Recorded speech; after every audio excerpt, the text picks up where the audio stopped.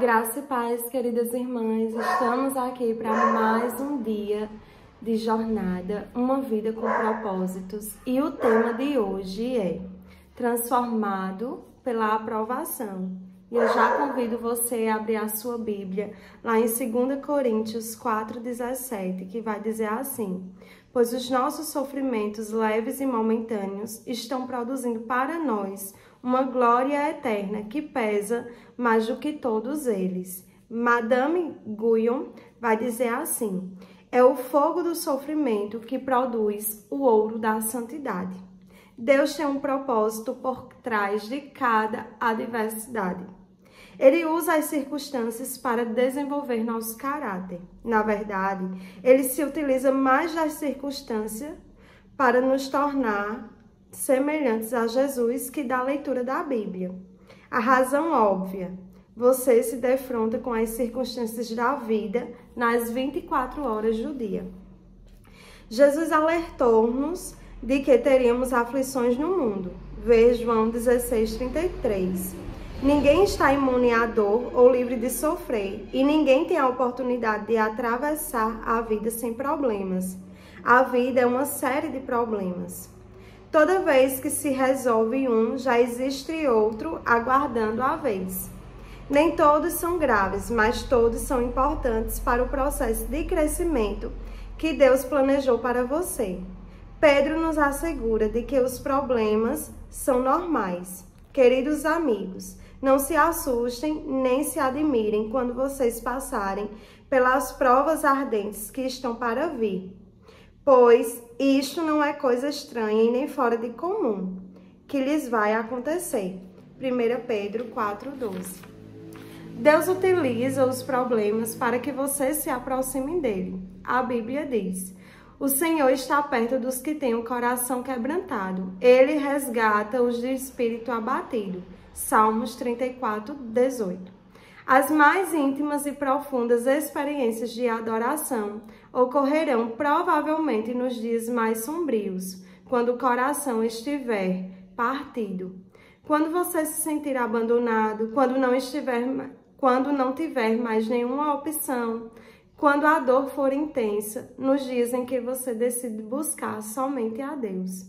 É durante os períodos de sofrimento que aprendemos a fazer orações mais sinceras, autênticas e honestas a Deus.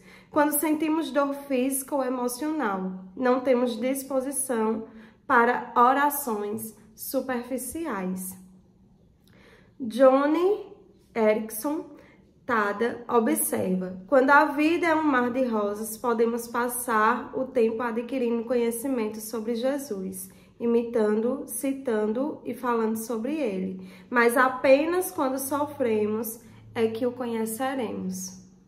No sofrimento, aprendemos coisas a respeito de Deus que não podemos aprender de nenhuma forma. Deus poderia ter livrado José da prisão. Ver Gênesis 39, do 20 ao 22. E Daniel da cova dos leões. Ver Daniel 6, do 16 ao 23. Poupado Jeremias de ser lançado no poço de lama. Ver Jeremias 38, 6. E impedido os 3 naufrágios de Paulo. Ver 2 Coríntios 11, 25. E evitado que os 3 jovens hebreus fossem jogados na fornalha em chamas. Ver Daniel 3, do 1 ao 26, mas não o fez. Permitiu que esses problemas acontecessem em decorrência deles. Cada um desses homens foi trazido para mais perto de Deus. Os problemas obrigam-nos a olhar para Deus e a depender dele, em vez de confiar em nós mesmos. Paulo dá testemunho desse benefício. Sentimos que estávamos condenados à morte e percebemos como éramos fracos demais para socorrermos a nós mesmos. Isso, porém, foi bom, porque assim nós colocamos tudo nas mãos de Deus, o único que poderia salvar-nos, pois é capaz até de levantar os mortos. 2 Coríntios 1:9. Você nunca saberá que Deus é tudo o que você precisa, até que Ele seja tudo o que você tiver. Independentemente da causa, nenhum problema acontece sem a permissão de Deus. Tudo que ocorre na vida de um filho de Deus é filtrado pelo Pai. E ele pretende usar isso para o bem, mesmo que Satanás e outros tensionem usá-lo para o mal. Se o Senhor tem um controle total da situação, os acidentes são apenas circunstâncias do plano dele para a sua vida. Como todos os dias de sua existência foram escritos no calendário de Deus antes que você nascesse. Vê Salmo 139, 16. Tudo que acontece com você tem um significado espiritual. Tudo. Paulo explica por quê. Sabemos que Deus determina que tudo coopere para o bem de todos aqueles que amam a Deus e são chamados segundo o propósito que tem para eles, porque Deus conhecia os seus de antemão e os escolheu para se tornarem semelhantes ao seu Filho. Romanos 8, 28 e 29. Compreendendo Romanos 8, 28 e 29. Essa é uma das passagens bíblicas mais incompreendidas e equivocadamente citadas. Ela não diz, Deus faz com que tudo saia da forma que eu quero. É óbvio que isso não pode ser verdade. Também diz, Deus faz com que tudo neste mundo tenha um final feliz. Isso também não é verdade. Há muitos finais infelizes neste mundo. Vivemos num mundo caído. Somente no céu tudo é perfeito, da forma que Deus quer. É por isso que somos orientados a orar. Seja feita a tua vontade, na terra assim como no céu. Vê Mateus 6,10. Para compreender inteiramente Romanos 8, 28 e 29, você deve examinar frase por frase. Na NVI. Essa daqui é a versão que ele vai usar para estar trazendo os textos.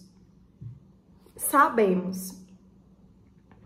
Nossa esperança em tempos difíceis não é fundamentada em pensamentos positivos, em anseios ou no otimismo natural. É uma certeza que se fundamenta na verdade que Deus tem pleno controle do universo e ama todos nós. Que Deus age. Há um grande projetista por trás de tudo. Nossa vida não é resultado do acaso, do destino ou da sorte. Existe um plano principal. A história consiste na história de Deus. É Deus quem controla o leme. Nós cometemos erros. Deus, porém, jamais se engana. Ele não pode cometer erros, porque é Deus. Em todas as coisas. O plano de Deus para a sua vida envolve tudo o que acontece a você, incluindo erros, pecados e mágoas. E ainda inclui doenças, dívidas, acontecimentos infelizes, divórcio e a morte de pessoas queridas. Deus pode fazer o bem aflorar na pior adversidade. Ele fez isso no Calvário. Nada acontece de forma isolada ou independente. Os fatos de sua vida agem em conjunto, conforme o plano de Deus. Não são atos isolados, mas partes independentes do processo que o tornarão semelhantes a Cristo. Para fazer um bolo, você utiliza farinha, fermento, ovos, açúcar e óleo. Comidos isoladamente, os ingredientes podem ter sabor bastante desagradável, mas ácidos juntos e se tornarão deliciosos. Se você entregar a Deus todas as suas experiências horríveis e desagradáveis, Ele as misturará para que se tornem agradáveis, para o bem. Isso não quer dizer que tudo na vida seja bom. Grande parte do que acontece no nosso mundo pode ser caracterizada como mal e cruel, mas Deus é especialista em extrair o bem de tudo isso. Na genealogia oficial de Jesus Cristo, vê Mateus 1, do 1 ao 16, distingue-se 4 mulheres. Tamar, Raabe, Ruth e Betseba. Tamar seduziu seu sogro para engravidar. Raabe era prostituta. Ruth nem mesmo era judia e infringiu a lei ao casar com um judeu. Betseba cometeu adultério com Davi, o que acabou causando o assassinato do próprio marido. Não são exatamente reputações excelentes, mas Deus converteu o mal em bem, e Jesus veio dessa linhagem. O propósito de Deus é maior que nossos problemas, nosso sofrimento e até mesmo nossos pecados. Daqueles que o amam, dos que foram chamados. Essa promessa é somente para os filhos de Deus, não para todos. Todas as coisas contribuem para o mal daqueles que vivem em oposição a Deus, insistindo em seguir o seu próximo caminho, de acordo com o seu propósito. Que propósito é esse? Que sejamos semelhantes ao seu Filho. Tudo que Deus permite que aconteça em nossa vida é por causa desse propósito, edificando um caráter semelhante ao de Cristo. Somos joias moldadas pelo martelo e o cinzel da adversidade. Se o martelo do joalheiro não tiver peso suficiente para aparar nossas arestas, ele usará uma marreta. Se formos realmente obstinados, ele utilizará uma britadeira. Ele usará o que for necessário. Cada problema é uma oportunidade para a edificação do caráter.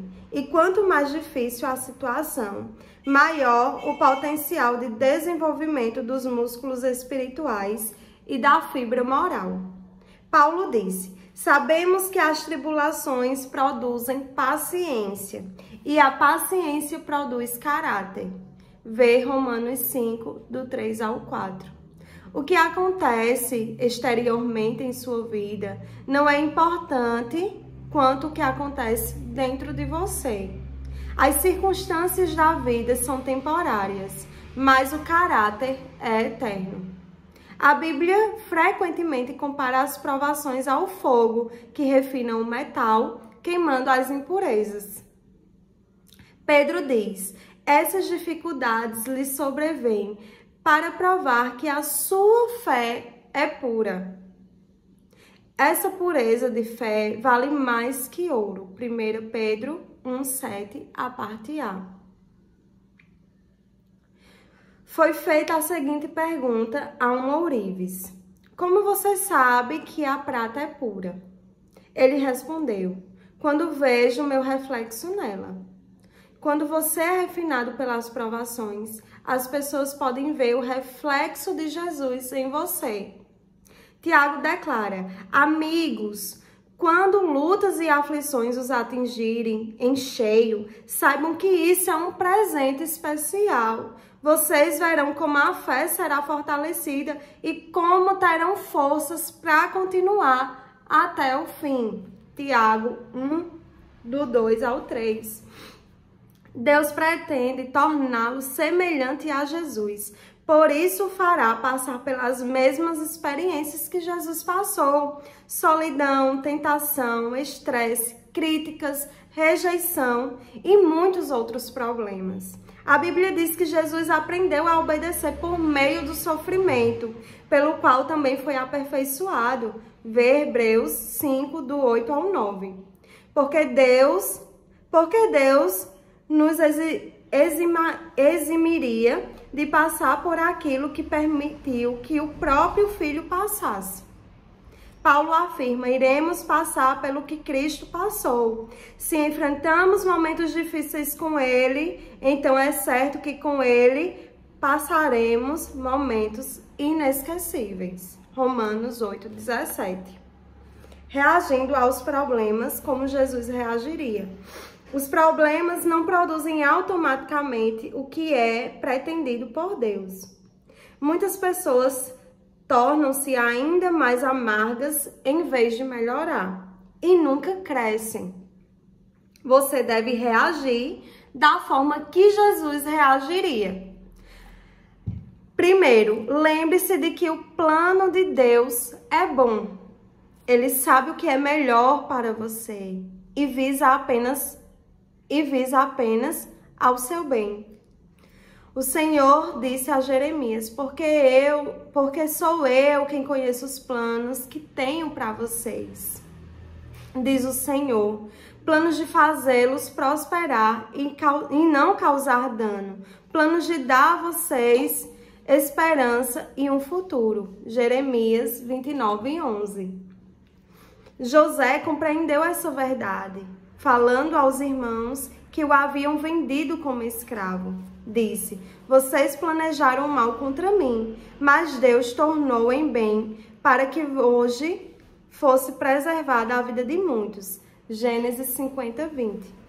Ezequias expressou o mesmo sentimento em relação à doença que ameaçava tirar-lhe a vida.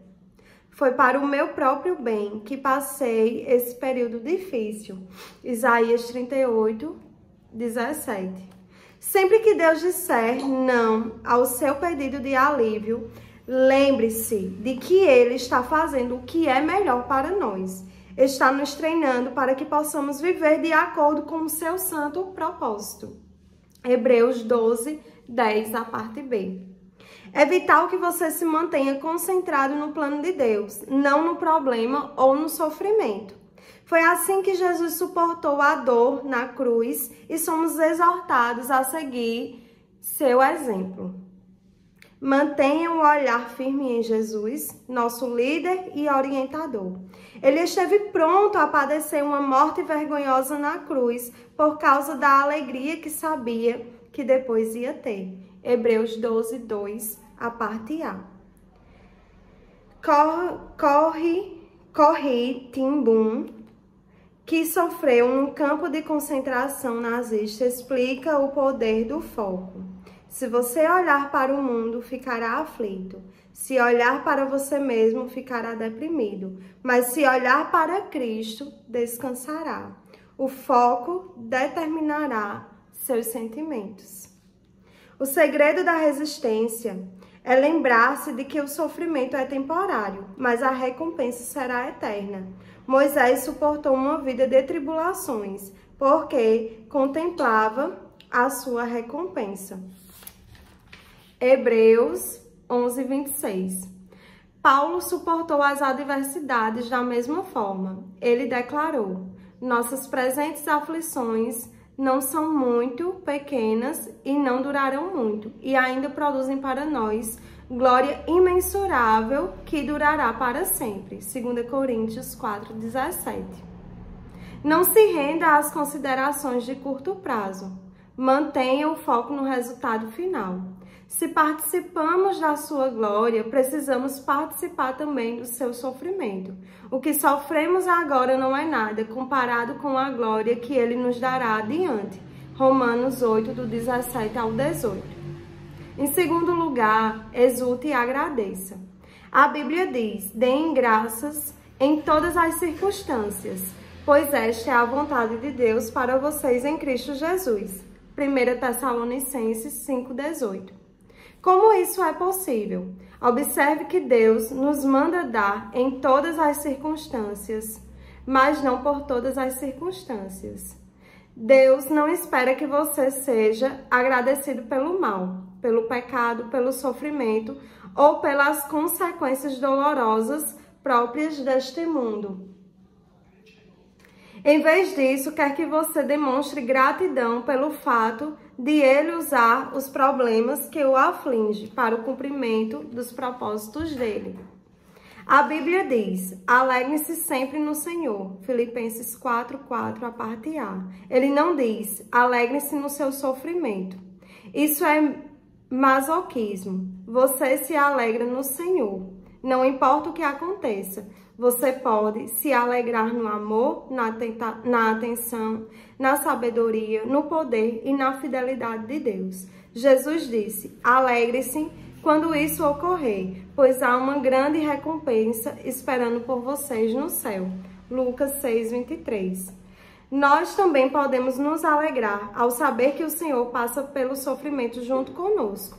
Não servimos a um Deus alienado que se mantém distante de nós, tentando nos motivar com frases feitas. Ao contrário, Ele participa de nosso sofrimento.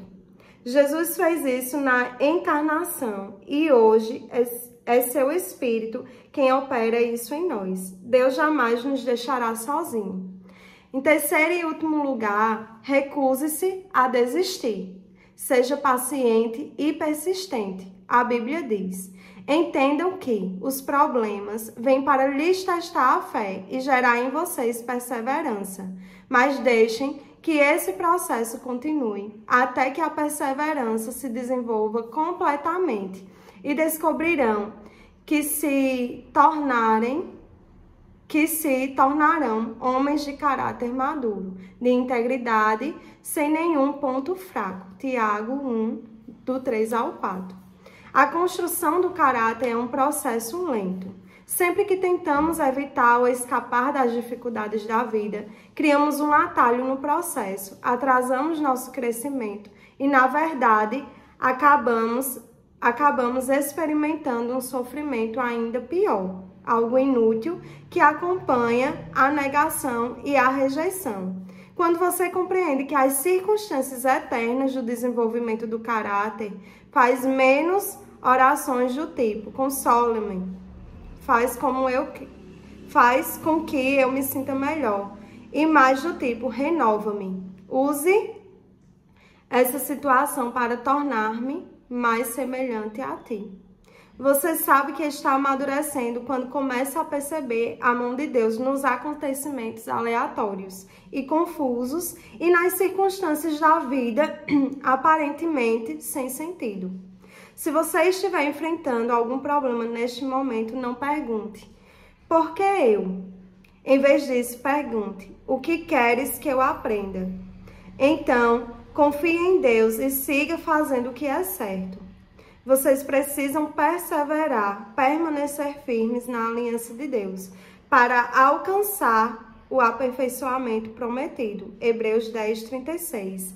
Não desista, cresça. E pensando sobre meu propósito de vida, o tema para a reflexão de hoje é: existe um propósito por trás de cada adversidade. O versículo para memorizar é Romanos 8, 28. Aqui está na versão NVI, que vai dizer assim: sabemos que Deus age em todas as coisas para o bem daqueles que o amam, dos que foram chamados de acordo com o seu propósito. E a pergunta para a meditação de hoje é: que problema em minha vida permitiu que eu experimentasse um crescimento maior? Amém?